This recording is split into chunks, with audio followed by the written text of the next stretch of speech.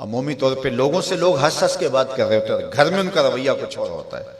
کسی شخص کی سیرت کو پہچاننے کا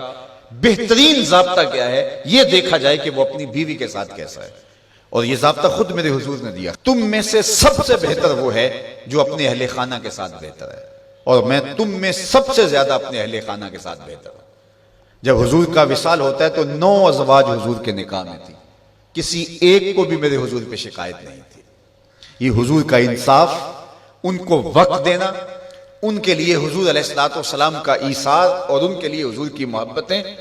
حضرت خدیجہ الکبریٰ رضی اللہ تعالی عنہ کا ذکر کرتے ہیں ان کے وصال کے بعد تو حضور کی آنکھیں چھلک پڑتی ہیں، اور جانور ذبح کرتے ہیں اور گوشت کے ٹکڑے ان کے سہیلیوں کے گھروں بھیجتے ہیں۔ حضرت عائشہ رضی اللہ تعالیٰ عنہ فرماتی ہیں میرا ان سے جو رشتہ تھا تو مجھ سے نہ رہا گیا، میں نے ایک دن کہہ دیا حضور آپ اس بوڑھی عورت کا ذکر نہیں چھوڑتے،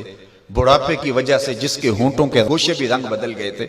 تو حضور علیہ السلام کے چہرے پہ جلال آیا، فرمایا عائشہ تم مجھے خدیجہ کے بارے تکلیف نہ دو، جب پورے مکے نے میرا انکار کیا تھا اس نے میرا اقرار کیا تھا، میں اس کا ذکر کیسے چھوڑ سکتا ہوں۔ اور حضرت عائشہ رضی اللہ تعالی عنہ فرماتی ہیں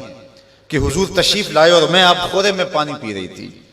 تو حضور نے مجھے دیکھا تو دور سے کہا عائشہ تھوڑا سا پانی میرے لیے بھی چھوڑنا۔ تو فرماتی ہیں میں نے پانی چھوڑ دیا، حضور نے میرے ہاتھ سے آب خورا لیا، پینے لگے تو پھر رک گئے اور میرے سے مخاطبہ کرتے ہوئے کہا حمیرہ، یہ حضور لاڈ سے انہیں کہا کرتے تھے، حمیرہ ذرا بتانا تم نے ہونٹ کہاں لگائے تھے،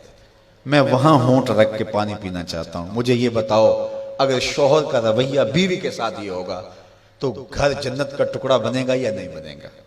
تو تم میں سے بہتر وہ ہے جو اپنے اہل خانہ کے ساتھ بہتر ہے۔ سب سے پہلے آپ کے اہل خانہ آتے ہیں، آپ کے ماں باپ آتے ہیں،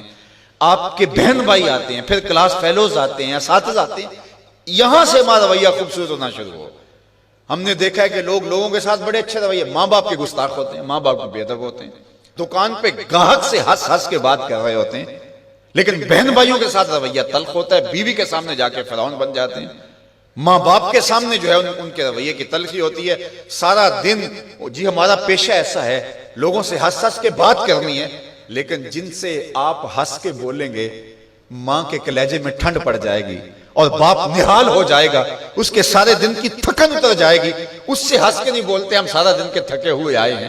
سارا دن کس کس سے ہنس ہنس کے بولتے رہے ہو، یہ تمہارا اخلاق نہیں تھا، یہ تمہاری بناوٹ تھی، یہ تمہارا تصنع تھا۔ جو اخلاق ہے وہ حقیقت میں اس کا روپ نظر آتا ہے اپنے ماں باپ کے ساتھ، اپنی بیوی کے ساتھ، اپنے بچوں کے ساتھ، اپنے کلاس فیلوز کے ساتھ، اپنے دوستوں کے ساتھ، اپنے اساتذہ کے ساتھ۔ اگر تمہارا رویہ ٹھیک ہو گیا تو پھر تمہارا دوسرے لوگوں کے ساتھ رویہ بھی ٹھیک ہے، لیکن اگر ان کے ساتھ رویہ ٹھیک نہیں، دوسروں کے ساتھ رویہ آپ کا اچھا ہے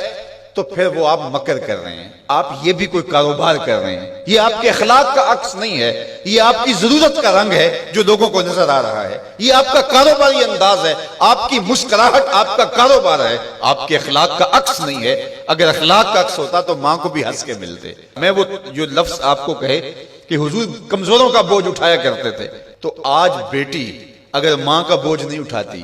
بیٹا باپ کا بوجھ نہیں اٹھاتا، تو اس نے کسی اور کمزور کا بوجھ کیسے اٹھانا ہے؟ ماں گھر میں تھکی ہے سارے دن سے اور بیٹی جو ہے وہ آئی ہے اور وہ بھی ماں سے مطالبہ کرتی ہے کہ میری ضرورت میرے بستر پہ، میرے ٹیبل پہ پوری کرو، اور تھکی ماندی سارے دن کی ماں کی وہ مدد کرنے کے لیے تیار نہیں ہے، تو جو سکی ماں کی مدد نہیں کرے گی اور جو بیٹا سکے باپ کی مدد نہیں کرے گا تو وہ کسی کی مدد نہیں کر سکتا۔ آغاز یہاں سے ہوتا ہے، یہاں سیرت کا حقیقی رنگ نکلتا ہے جس سے ہماری طبیعتوں کے اندر وہ چیز عملاً راسخ ہوتی ہے۔ اس لیے میں اور آپ حضور کی سیرت کو